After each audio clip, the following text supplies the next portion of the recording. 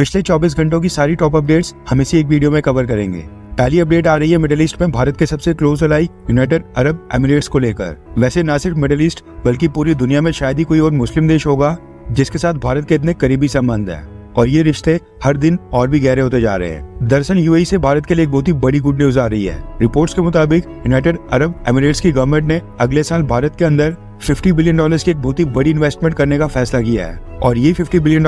भारत के अलग अलग सेक्टर्स में इन्वेस्ट किए जाएंगे। इस इन्वेस्टमेंट से दोनों देशों के बीच का नॉन ऑयल बायलैटरल ट्रेड यानी कि क्रूड ऑयल के अलावा जो बाकी ट्रेड भारत और यूएई के बीच में होता है वो भी $100 बिलियन तक पहुंच जाएगा या फिर उसके करीब आ जाएगा, जो कि दोनों देशों की सरकारों ने टारगेट रखा है। दूसरी अपडेट आ रही है भारत की आर्म्ड फोर्सेस के लिए की जाने वाली डिफेंस एक्विजिशन को लेकर, यानी भारतीय सेना के लिए हर साल जो हथियार खरीदे जाते हैं उसी से संबंधित एक बहुत ही बड़ी अपडेट आ रही है। भारत के डिफेंस मिनिस्टर राजनाथ सिंह जी ने इस चीज की जानकारी दी है कि इस साल के लिए जो भारत सरकार ने हथियारों को खरीदने के लिए total defence capital acquisition budget allocate किया था उसका 75% अब भारत की लोकल कंपनीज के लिए रिजर्व कर दिया गया है, जो कि भारत के अंदर भारतीय सेना के लिए मैन्युफैक्चर करेंगी और भारत में ही रोजगार पैदा करेंगी और ये अमाउंट बनता है 1 लाख करोड़ रुपीस के करीब। इससे पहले भारतीय सरकार ने एक के बाद एक 5 लिस्टें रिलीज करके 509 डिफेंस इक्विपमेंट और वेपन्स के इंपोर्ट के ऊपर भी रोक लगा दी थी। आज की तीसरी अपडेट आ रही है अमेरिका और भारत को लेकर। रिपोर्ट के मुताबिक अमेरिका के विदेश मंत्री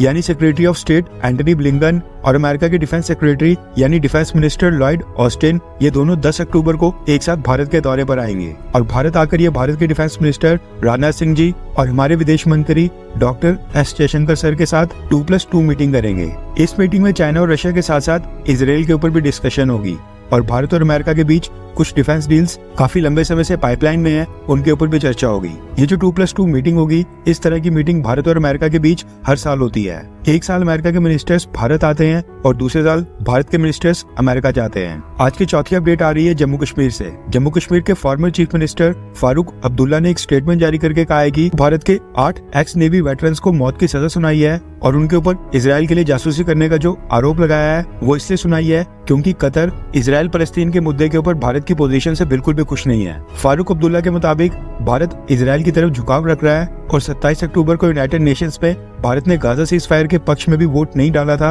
और भारत के प्रधानमंत्री मोदी जी इजराइल के पक्ष में स्टेटमेंट देते हैं, इसलिए कतर ने भारत से नाखुश होकर हमारे 8 इंडियन नेवी के वेटरन्स को मौत की सजा सुनाई है। वैसे क्या कहने फारूक अब्दुल्ला के भी। आज की 5वीं अपडेट आ रही है अमेरिका को लेकर और ये भी इजराइल फलस्तीन युद्ध से संबंधित है। दरअसल अगले साल अमेरिका में जनरल इलेक्शन होने हैं और इजराइल को सपोर्ट देने के कारण फलस्तीन समर्थक मुस्लिम्स और अमेरिका के अंदर जितने भी अरब मुस्लिम्स अमेरिकन हैं वो सब आज की डेट में जो बाइडेन से काफी नाखुश हैं, जिसके चलते अब इजराइल हमास युद्ध को लेकर अमेरिकन प्रेसिडेंट जो बाइडेन की भाषा में भी एक बहुत ही बड़ा बदलाव देखने को मिला है। दरअसल अभी कुछ ही घंटे पहले अमेरिकन प्रेसिडेंट जो बाइडेन ने एक स्टेटमेंट जारी करके कहा है कि गाजा पट्टी के ऊपर जो इजराइल और हमास के बीच युद्ध चल रहा है उसमें एक ह्यूमैनिटेरियन पॉज आना चाहिए, यानी मानवता के लिए कुछ देर तक इजराइल को हमास के ऊपर अपने हमले रोक देने चाहिए ताकि गाजा में फंसे लोगों को बचाया जा सके। इसके अलावा जो बाइडेन ने अपनी स्टेटमेंट में ये भी कहा है कि हमास तो एक आतंकी संगठन है और इजराइल को अपने आप को डिफेंड करने के लिए हमास के ऊपर हमला करने का पूरा अधिकार है, लेकिन इजराइल डिफेंस फोर्सेस को अपने मिलिट्री ऑपरेशंस इस तरह से कंडक्ट करने चाहिए जो कि इंटरनेशनल ह्यूमैनिटेरियन लॉज के मुताबिक हो और उन हमलों में